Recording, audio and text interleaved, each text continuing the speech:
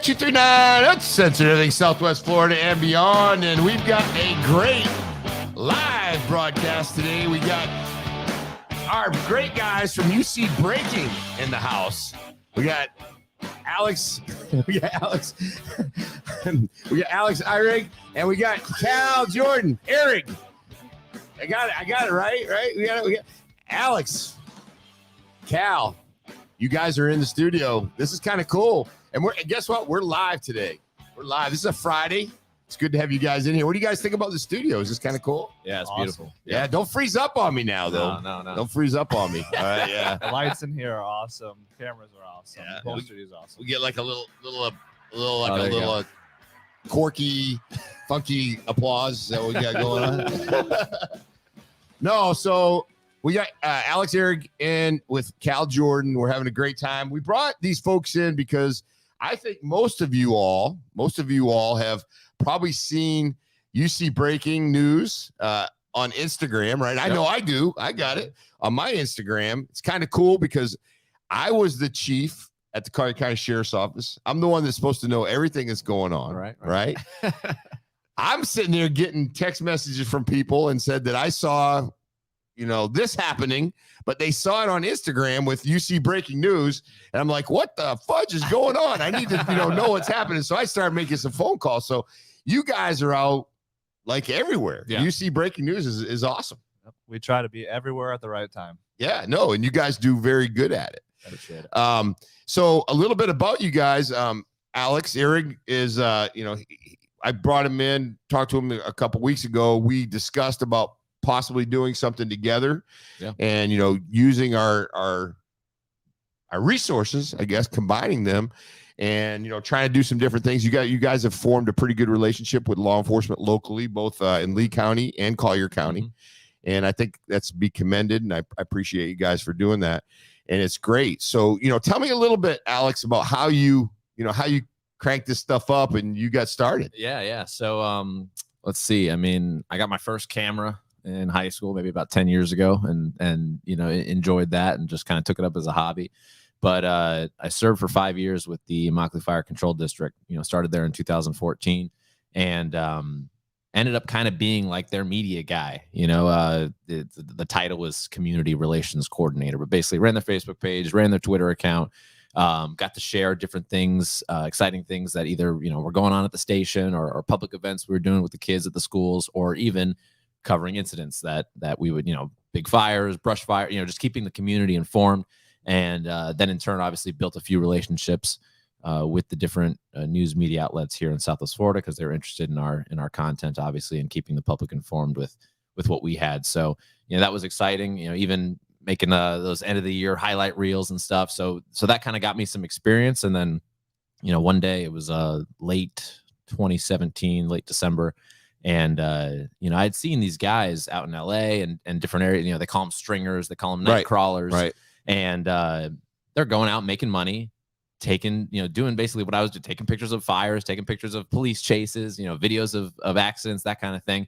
And they're making money doing it, selling it to the local news outlets who with their staffing can't always be everywhere or run around, to these breaking news stories. So there was a house fire. It was December 25th, 2017, big house fire, fully involved, crazy video. And basically I just messaged some of the local stations, the local paper, and said, hey, I'd like to make some money, maybe selling this footage. Do you think maybe we can work something up? And NBC2 actually reached back out to me, and we signed a contract, and the rest was history with them. But at the same time, I also wanted to, share this content with a local following that didn't exist yet, but started the Facebook page, started the Twitter, started the Instagram, that same month, and thought, hey, if I could sell this stuff, but then also put it out to my own following, then it could be a nice resource, to the community, and they could get that raw footage, those raw photos, and get it almost in real time, because it doesn't take long to, take those photos, upload them, get them out to the public. And it just started growing from there. So it's been 3.5 years now, a little over 3.5 years with the pages, and over 47,000 followers now, I think, combined. Wow. And it's all local, all local people, all ages. and that are interested in the content. And it's been really exciting to see the growth for sure. Yeah. So I got to tell you, it's a great service for the community. I mean, people like to see cool shit, right? Whether it's cops. And I know one thing I can tell you guys, Cal and Alex, is you guys have been pretty good with law enforcement. I say pretty good. You've been great with law enforcement. You guys are supportive. I know that you've been on scenes, and for the most part, you stay back. You stay where you need to be. And sometimes you probably get some really good stuff. And, you know, and I believe in the past we've asked you like, hey, let's hold off on some things for now or whatever. And you guys have been great. And I think that's key because, as you know, being a, pro law enforcement, doing what I've done all my years, and you guys have been really close to the law enforcement family as well. I think that's important. Some things are sensitive, but you guys have done a really good job of balancing it. However, I will say this though, is you guys are out there, you guys are busting ass getting there. If you see something, you got an obligation to, push it up. Yeah. With some discretion. I think, like I said, obviously, real bad scenes where there's carnage and things like that. You gotta use some, good thought for that. So, and that's why I think, working with you guys and coming together, maybe us having a few things that we can work on together, I think is going to be a really good advantage. And we are actually going to have, it's kind of cool. We're going to have the ability to go like live. If you guys are out there, we're going to shoot in and you guys can shoot it up to the studio and we can actually go live and do some things. I know we have a few pictures of some stuff that you guys have done in the past. Like, check this out, man. Look at this. This is like, fire. Yeah. I mean, you probably remember these. Yeah, the one, excuse me, the one on the left was just about a month ago. That was a fully involved tractor trailer around like the 95-mile marker, Alligator Alley. So I was actually following Engine 70 out there, but they had to go turn around. So I just pulled over to the median, started getting footage as they got to their turnaround spot and got back to that fire, and got it knocked out pretty quickly. But I mean, it was cooking. It was cooking for sure. Wasn't there a lot of heat for that, Alex? Oh yeah, there was. I mean, I was standing like, I don't know, a couple football fields away, and I could still it's crazy. My car was littered with ash. Yeah, it was wild. And to think like some of these firemen and some of the things that these guys do to go into these flames. I mean, the old saying goes is, everybody's running out, they're going in. That's fire. Like cops. I mean, police officers, it's crazy. And I laugh at the firemen because, we know that they work hard. Right. I mean, they bust their ass one day a year or so, and it works out pretty good. And stand by for the rest. Yeah, stand by. And they're the only guys that get lucky enough to be able to, push carts through Publix and have a bunch of girls following them at the same time. I mean, I go in and get like a gallon of milk on my way home with my police uniform. Somebody comes up to me and goes, "Am I paying your salary for you to grocery shop?" I'm like, "Shit, no." Well, and the other thing is they get to sleep too. Oh shit, I know. They sleep on. And then the funny thing about firemen too is they work out on duty. They sleep on duty. They bring their girlfriends over to wash fire trucks and shit like that. And I know all my firefighter friends are going to be like, "What that?" You know what I mean? Tell them. So yeah, well, that's just the fireman lifestyle. No, but I will tell you, those guys bust their ass when the shit hits the fan. Out in Golden Gate Estates, I can't tell you how many homes that they have saved and people's lives have saved. And just like law enforcement, we're all one big family. So there's a lot of love there all the way around. And not only do they do that, but they have great chili cook-offs. Yeah, great chili cook-offs. the great chili cook-offs, so it's great. So in talking, so what makes you guys so interested in this type of news? I mean, the biggest thing for me, and I kind of mentioned it, is the raw aspect. People love those, hard-hitting videos. They love seeing stuff in real time. That's kind of the world we're in now with technology, smartphones, Twitter. People, if something's going on, people want to know what's going on, what's happening. And with our following now, it's been very beneficial because people will tell us, and they're spread out all over the community. They'll tell us when they see something, and that's awesome for us because, and we kind of have, the saying, people ask, well, what does UC mean? Well, just basically you see the breaking news, you see it when we come and shoot it. Yeah. I mean, that's how it works. Undercover breaking news. Yeah. We'll take that one too. We'll take that one too. So, it's that following has really enabled us to, people ask us how we're everywhere. And that's part of it is people want to know what's going on. They say, hey, my neighbor's house is wrapped in, crime scene tape. What the heck's going on? I don't know, but I'm going to find out, and I'm going to be there within 10, 15 minutes. We'll get to the bottom of it. And usually they're not the only person wondering. So you put it out there, and then the comments start filling up and everything. And it's really nice. And as far as like the service aspect, but then also just being at the scenes is exciting.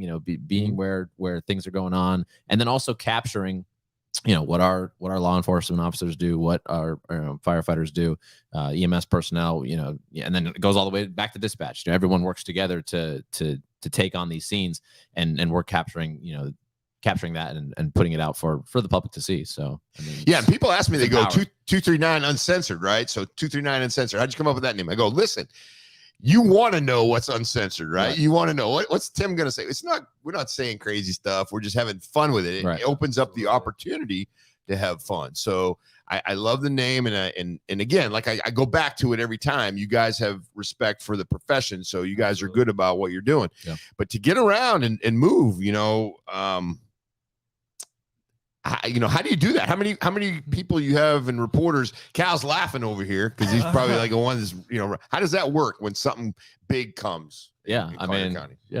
Despite what everybody thinks, we don't have any helicopters. We can't just magically transport to scenes. Right. But for the most part, it's all, we have access to scanners, which is just the fire and EMS radio. Nothing crazy, but we get a lot of stuff from there. We can hear what's going on.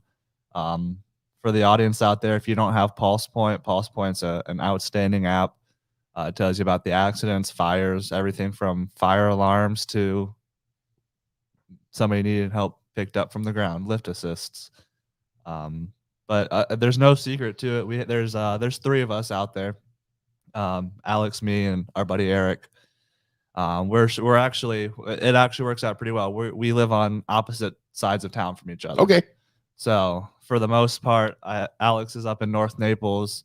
Eric's out in the Golden Gate Estates area, and then I'm down in East Naples. Okay. So our response time, at any given time, as long as we're not busy doing something, we could be at scenes in an average 10 to 20 minutes a piece. Okay, that's good. Yeah. And like I said, being there and giving that information out is critical. And people like it. People like it. People want to know, like some of the silliest things that you would think would not matter to people. They really want to know what's happening. Like a good example, like what happened in my neighborhood. That was a great example.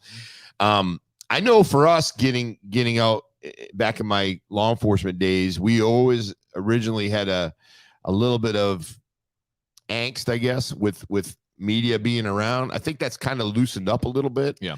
And we're trying to, before I left, we tried to let all of our deputies understand as well as like, listen, you can't treat the media any different because they have media on there than you would the public. So where they stand, and you can have a media holding area, but you can't tell just because someone's got a camera up to tell them to do something different than a normal person. Exactly. I say a normal person, somebody that would be a civilian walking up. So it's a learning curve for a lot of our deputies, but I think that's kind of coming around, and they're figuring that out as well. And it's reality. There's cameras everywhere. Yeah. And there's always been a pretty bad stigma when it comes to media, just because you get some photojournalists or news organizations that are almost out there to scrutinize law enforcement, or he was doing this or he was doing that. Me and Alex are both former first responders, so we know we're gonna look out for each other's backs. We're gonna basically, we're not out there to get anybody. We're there to basically get pictures of the scene. We don't ask. People want to know. People want to see it. There's a lot of guys that like photojournalists that will go to scenes and go up to the deputies and ask them questions. We're not one of those organizations. We direct all of our questions straight to the PIO, Public Information Officer for the Sheriff's Office. So we're not here to interfere with their scenes, obstruct their scenes or anything, or try to even make conversation with them. We're just there to take pictures, and then we scoot on out of there. And I know they appreciate it. I've heard definitely some good comments in the past. We had one thing, and Diana, I don't know if you were able to bring it up, the video. There was during we had some pretty interesting stuff going on. We had some rioting going on. Protest, I guess, is a better way to put it, not rioting so much. If you watch this video, maybe you can see this. This guy, I think he got 2.4 million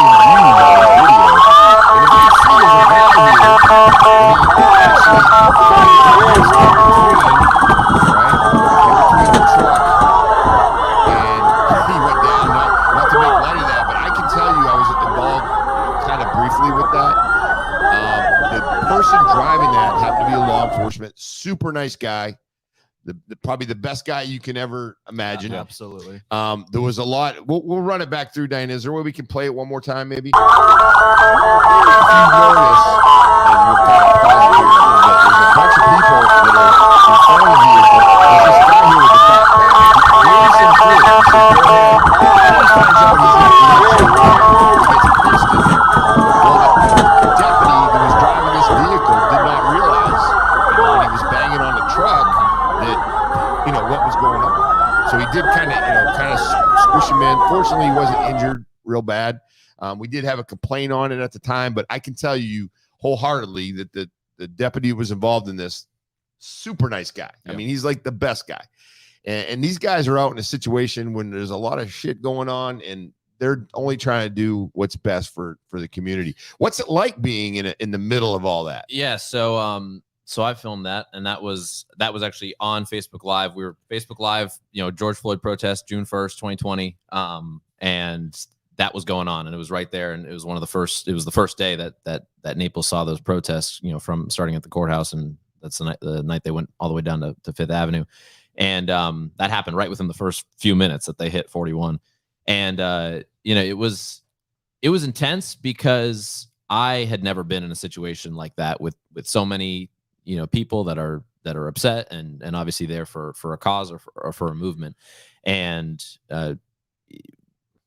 in the middle of 41 at 5 in the afternoon, 6 in the afternoon, that's not a normal thing. Normally find yourself not. there, but that's where the people were, and we were trying to cover it the best we could. But with that video is something that kind of is a fine line type of thing where we're not trying to make perhaps law enforcement look bad, where some of the comments may have on Facebook or whatever may have gone that way, but also we're there to cover the story and cover kind of the highlights, I guess, of what went on during that, and that was one of them. So we're glad that it was well received and all that, and that thankfully it could show that it also maybe could show that there was no intent there. You could see it was good coverage actually of the entire incident. You could see all angles of it and see how it did kind of it was an unfortunate accident. That's exactly what I was going to say. It's a good thing that video existed, Exactly. right? Because we know there was, the guy got jammed in the middle, right. So there's probably going to be some pain and discomfort. Could have been really tragic. Sure. But it's a good thing we had the video, because if you watch it, he's like, go ahead, go. I'm right. okay. But then the way that the vehicle pulled forward put him in with that the crowd on the front, and the crowd in the front, trying to avoid someone else, probably, right. Or whatever's going on. That so it's a corner, good thing we had that video. Yeah. I mean, ultimately the video brought attention to it, but it's a good thing we had it because of because there was a communication. And then when he's pounding on the side of the truck, so wasn't everybody else, right? Yeah, at the same time. So again, just a good thing, a good thing for sure that you guys are out there doing. What's it like though when you're holding the camera and people know that you're there? Did you guys have any problems personally with anybody? I mean, it was I'm not going to say it was mixed reactions. Most of them were positive. At one point during that evening, we had 10,000 people watching on Facebook Live. Wow. And when a couple of the kids that were in the crowd, I think we got like 10 right now. Yeah. So, this is big time.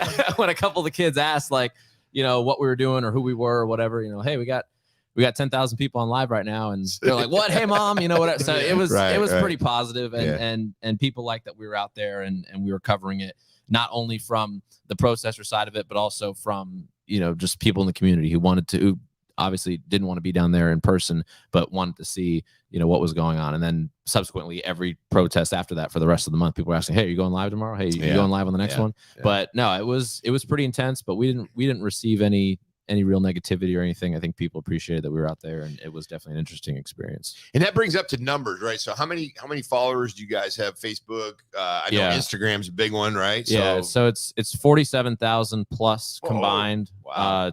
Twitter's our weak one. I think like 1,500 on Twitter, but we just hit about 16K on Instagram, almost 30K on Facebook. So Facebook's the big, kind of newsy kind of one, but with Instagram, we've seen, and I mentioned this to you before, seen a lot of younger folks come on and follow our page. People that might not be the typical ones that are going to sit down and watch the 5 o'clock news, right? Or open the paper, but they like following the Instagram page and seeing what's going on, and that's our way to kind of to reach out to them with stuff that's going on locally, and it's cool to see that they appreciate it. So so a couple quick just a couple quick questions, a few more. How do you cooperate, or how do you work with the local news? How does that? Because I noticed that when I watch the news in the morning, NBC2, even some of the others, I noticed that it has your UC breaking news up top. How does that work? So basically, going back to that, first video I shot when I reached out to NBC, and basically they said, "Yeah, I love your work. We'd love to have you on. Can we, basically start a contract with you?" Right. So that contract has just been in existence again the last 3.5 years since we've been doing this, and it's actually exclusive. So NBC2 in the Southwest Florida market is our exclusive network that we work with. So we don't sell to Fox, Wink, Naples Daily News, et cetera. Right. But it is nice. There's a provision that if we were to cover something that was of national importance, then any other market outside of Southwest Florida, whether it's Miami or another network in Florida, or even big time, ABC, CNN, if they wanted to then make a deal with us to purchase a certain video or whatever that thing, that we could do that out. Yeah. So so we haven't had anything of national recognition happen where we've struck a deal like that, but we've had a few inquiries, like even just some videos of alligators that were there was an alligator up in an apartment, and I had ABC reach out to me and said, "Hey, we want to buy this video," whatever. So it's you never know which ones are going to be the ones that blow up, quote unquote. But the animals are good. So let's talk just a little bit about, obviously we've discussed how we're going to try to put some things together, some podcasts of the major incident. We'll bring you guys in. Podcast, obviously shootout, maybe just a quick 5-minute blurb of what's going on, maybe a fire, that type of thing. So we want to also with 239 Uncensored kind of have some live stuff like we are doing today, and push out some things, and it's just a great medium to do that. So I really appreciate you guys wanting to get involved, and I think we can go back and forth and do some stuff. We got the resources, and I think if we put them together a little bit, I think that'll help us out a lot. For sure. Like you said, you guys have an awesome setup here. I know when I came in here and toured a few weeks ago, it's really impressive what all the capabilities that you guys have. So no, for sure. Hurricanes, brush fires, any kind of large scale incident, for sure. I'm could be like a little command central. Hey, where we're at, you guys are always welcome to come in here and do what you got to do too. So it's real good. Well, again, I appreciate it, Alex and Cal. Anything else to throw out there? We obviously. What do you guys got coming on the horizon? What's happening? Any just more stories pushing? Yeah. That's the fun part about it, is that it's like being in law enforcement or a firefighter. You never know where you're going to be, every day we're following them. So wherever they are, that's where we're at. And it's a different incident every day, different spot of the county. Yeah. And it has opened up a lot of good relationships though. The stigma with the media and everything. People are seeing that we're not out there to get them. So I know I've developed a couple great friends with the law enforcement here in Collier County that, let's go golfing, or let's go do this. Let's go. Go to Boston Beer Garden. Well, we just had Boston Beer Garden the other day. It's great. You get to really, get in there. Exactly. So it's great. We're going to do another one of those too. So we like to do the public safety events. I do, as you guys know, I do real estate, Florida Pro Realty.